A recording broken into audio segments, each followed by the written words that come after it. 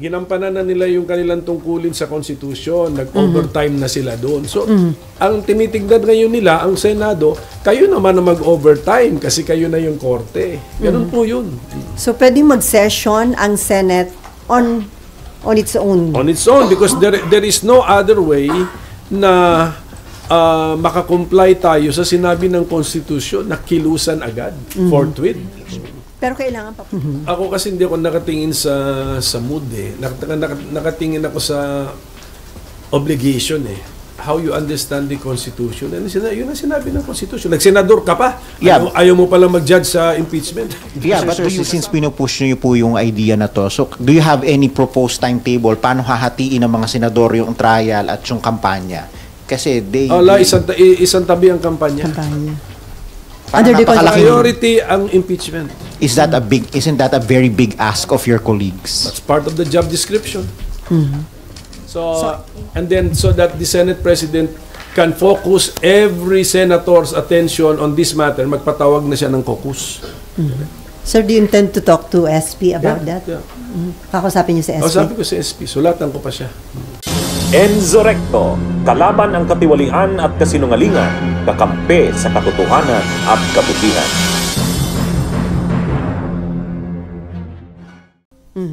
Sir, una, dahil ito yung pinakamainit na usapin, ang impeachment, bakit ho kayo sumulat kay Senate President Chis Escudero emphasizing the constitutional duty of Senate pagdating ho sa impeachment?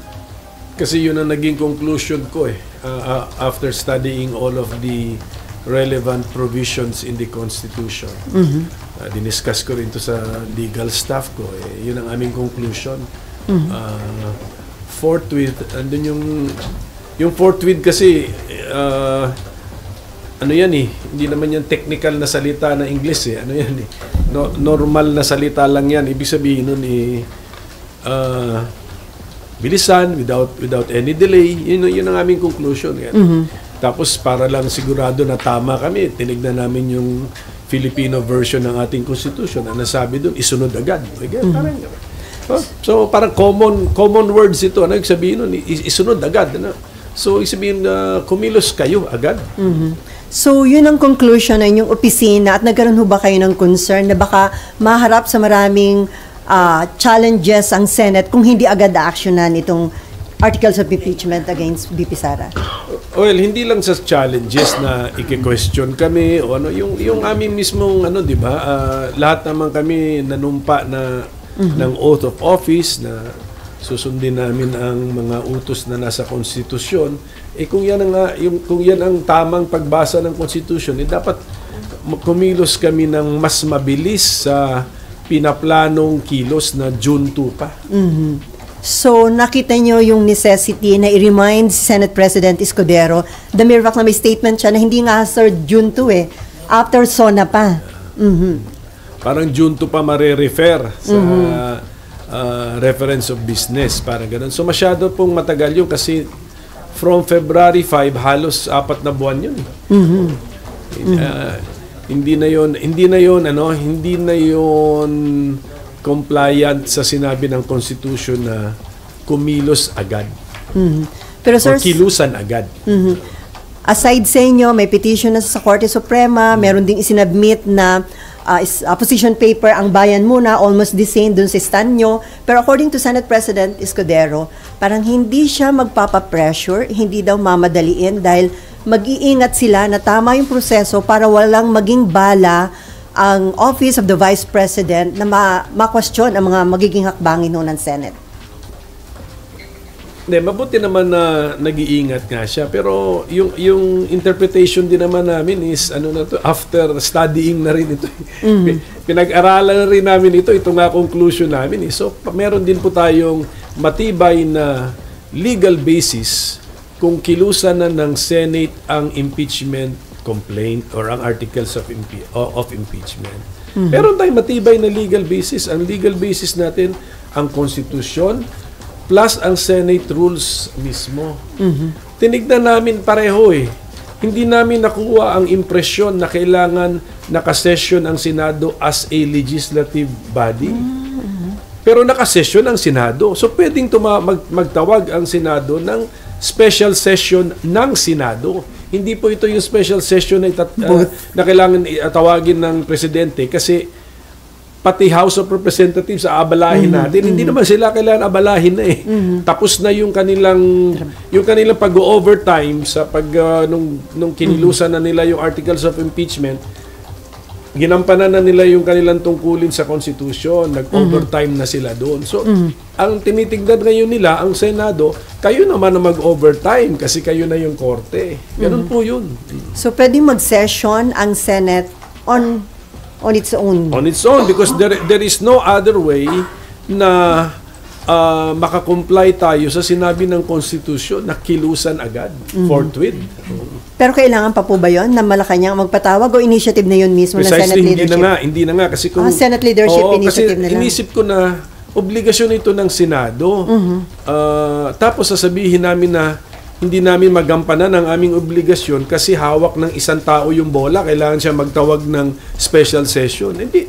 Paano naging obligasyon ng Senado yun na hindi pala namin magampanan ng sarili namin kasi naka-contingent pala siya sa kilos ng isang tao na labas sa Senado, so the President. So, I think that's the wrong interpretation. Dapat kaya kumilos ang Senado para gampanan niya ang kanyang obligasyon. Sa Senado lang, hindi ka kailangang magdepende sa labas ng Senado.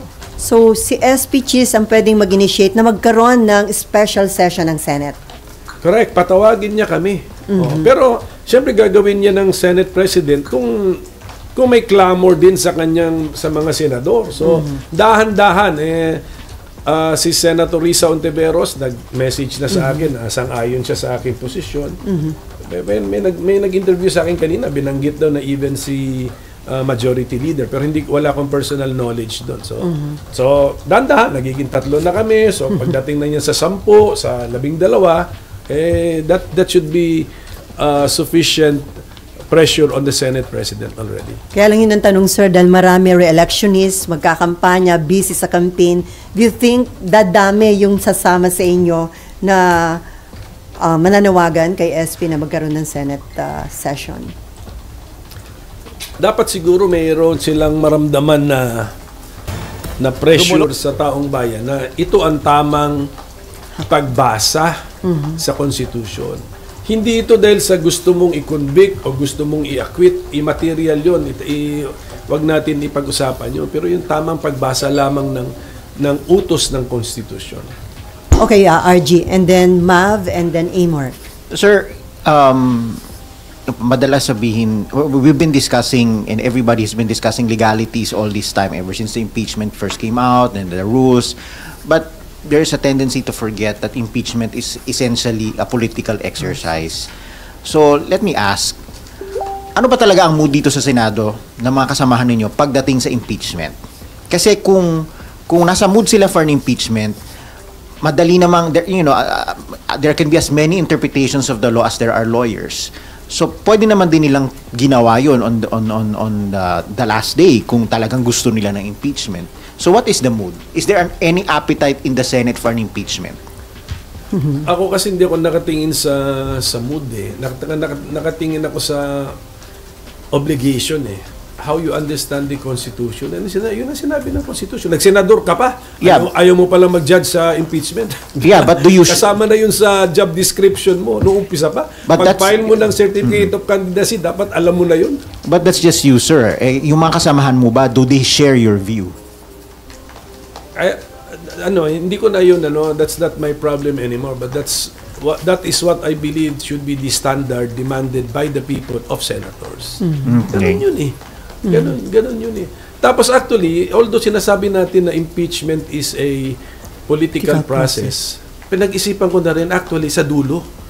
At the end of the day, when you make your decision, then it is really political. Yes.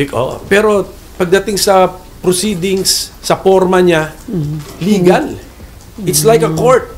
Yeah, pero ang mga judges mo, puro politiko. Correct. At the end of the hindi day, rin sila lahat abogado. Correct. At the end of the day, you will look at your conscience. Pero yung mga procedure dito dapat sundin. Pag sinabi ng Constitution, forthwith, mag-trial na tayo. Dapat ganun.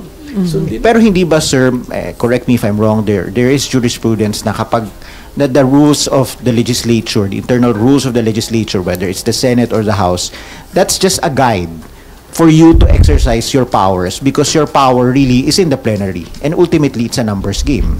Hindi ba ganun yon? So kung babalik po tayo dun sa kung gusto na nakararami, edi may trial na tayo ngayon.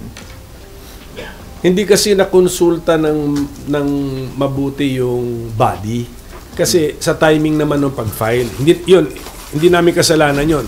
Do not blame the Senate on when the articles of impeachment were filed. No, was filed. Wala kaming hand doon yung timing na yon. Sa timing na yon, very late in the last day, hindi nga ako sure kung may quorum pa eh.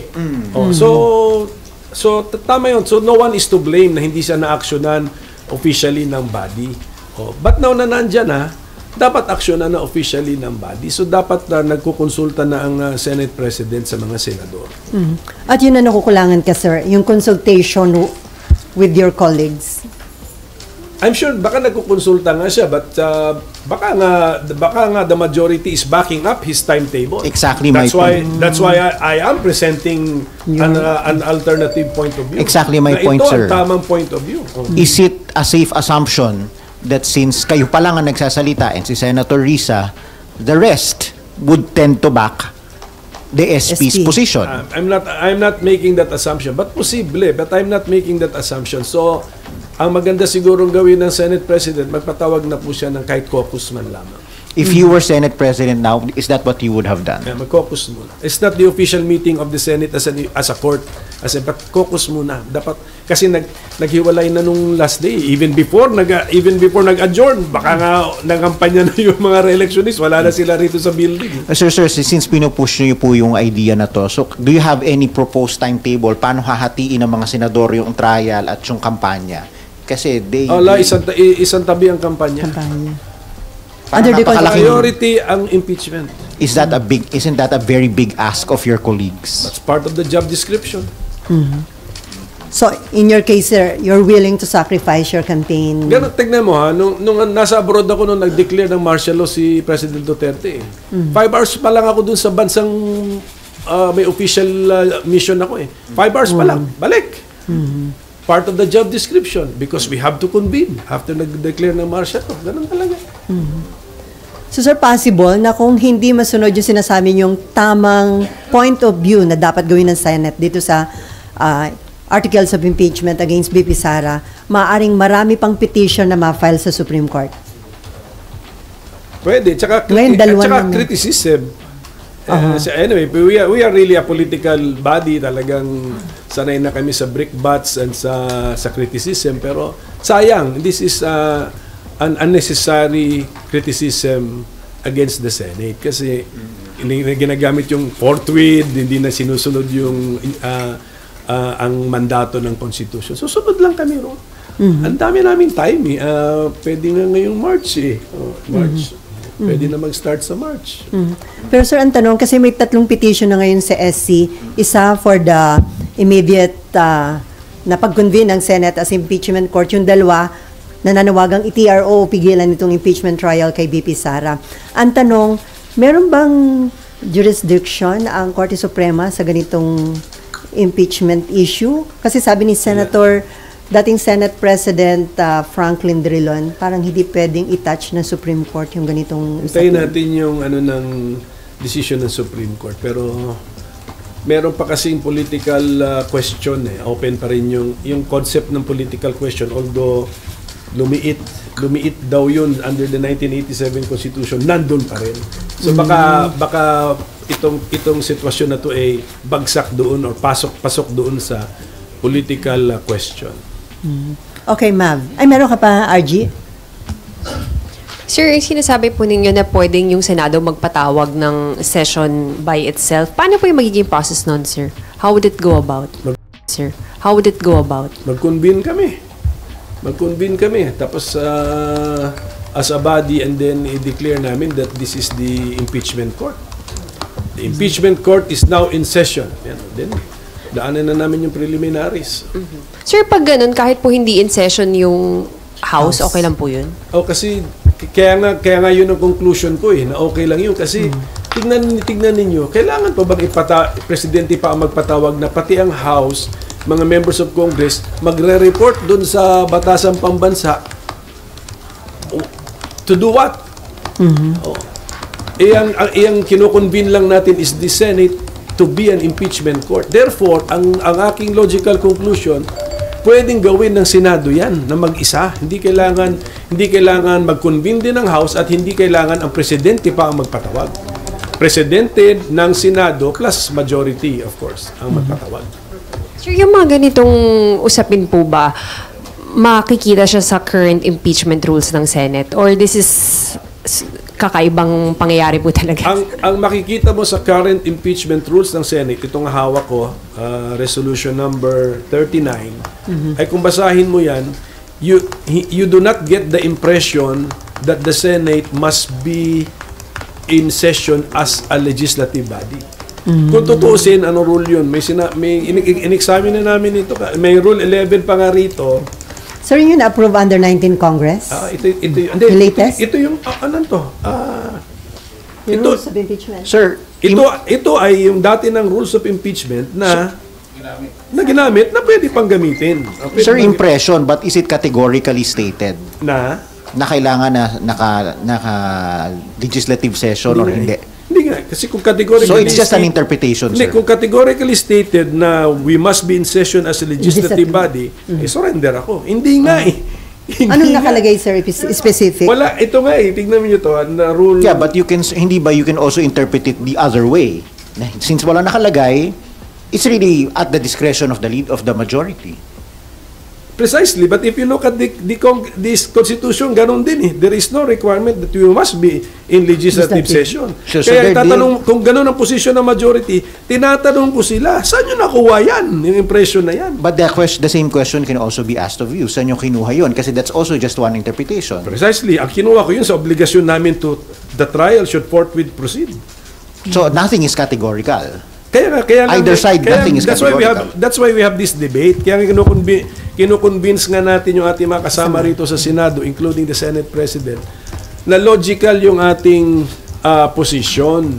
Logical, may legal basis. Tingnan na lang natin itong Rule 10. Dito Rule 11, Rule 10. Ano nakalagay, sir? Nakasulat dito at 2 o'clock in the afternoon or at such other hour as the Senate may order of the day appointed for the trial of an impeachment, the legislative business of the Senate, if there be any, shall be suspended, etc. Kung basahin mo na lang yun pinapakita na kahit merong legislative business, priority si impeachment. Kasi isuspend mo ang legislative business mo kung meron. So, priority kung talaga. meron. So, ibig sabihin nun, pwedeng wala. Sa rules nyo yan. Correct. The rules. So, pwedeng wala. And then kahit nga meron, isuspend mo But, yeah, kaya nga, kung your rules can always be suspended with unanimous consent or majority numbers of the Senate.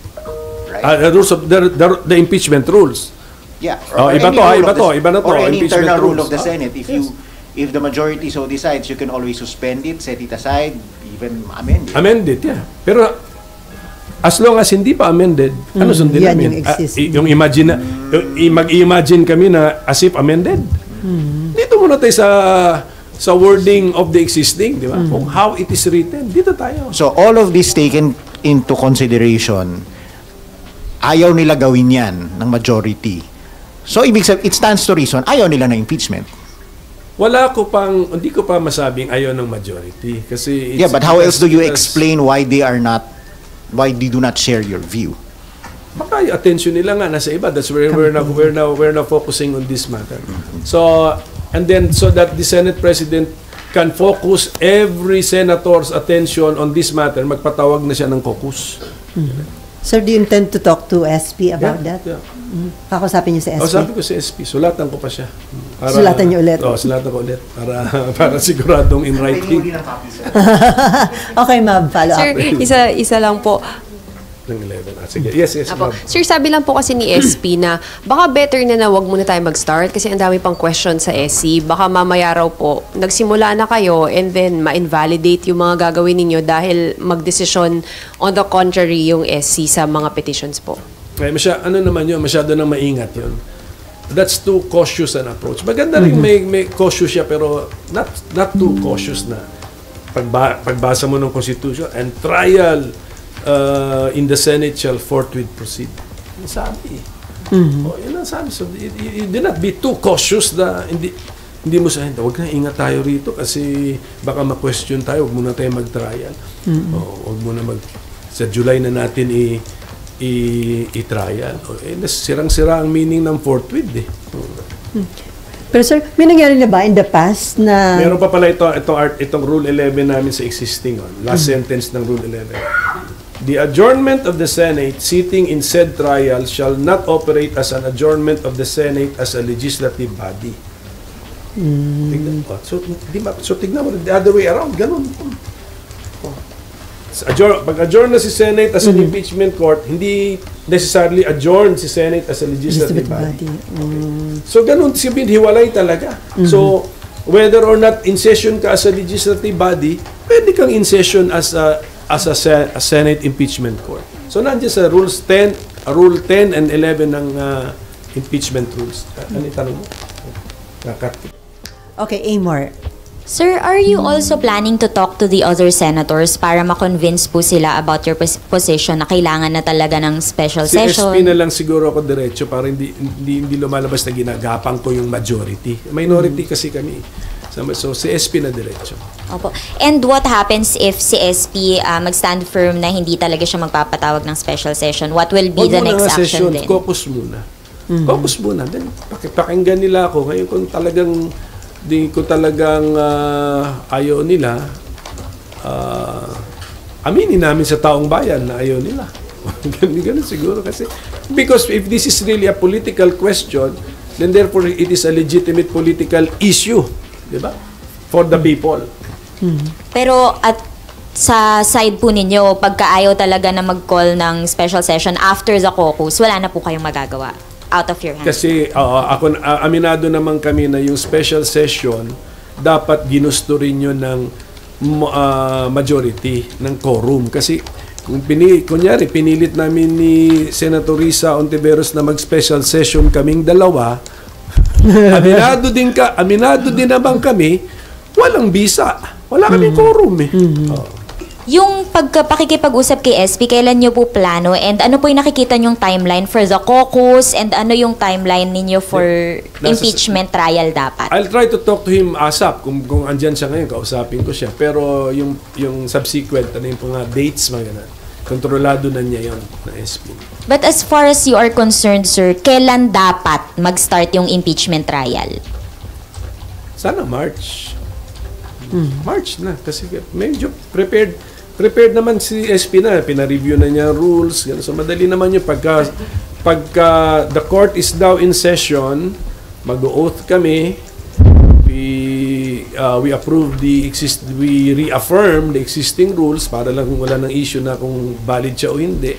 Kung may proposed amendments, kilusan na namin. And then padala na ng i-authorize na namin ng Senate President to send summons to the impeached official para umandar na yung 10 days. Sayang din yun eh. Bunyog, halikan na kasama ka. Bunyog, kapag buklod ay may pag-asa. Luzon, Visayas, Mindanao, isa ang pananaw. Sa bagong Pilipinas ang bunyog isisigaw.